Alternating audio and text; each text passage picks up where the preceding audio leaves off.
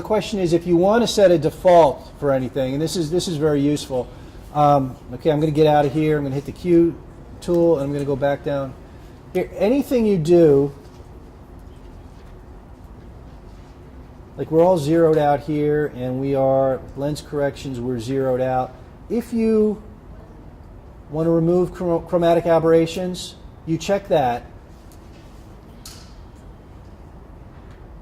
And actually, you know what? Before you do this on any image, go back to 0 on the image when you first import it, right? Go back to import, the first stage, and because everything will be zeroed out then. Then you go to remove chromatic aberrations, and then if you're down here at the bottom of the develop panel, you've got previous and reset.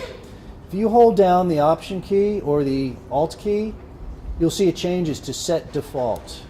Oh boy. All right, you all see that down here at the bottom corner? Let me just kind of move in to set default.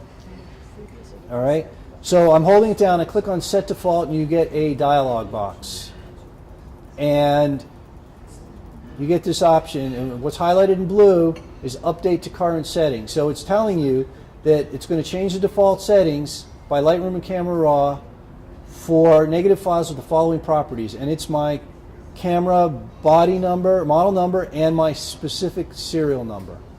So if you say yes, every single image that you bring in like this is going to have chromatic aberration removed.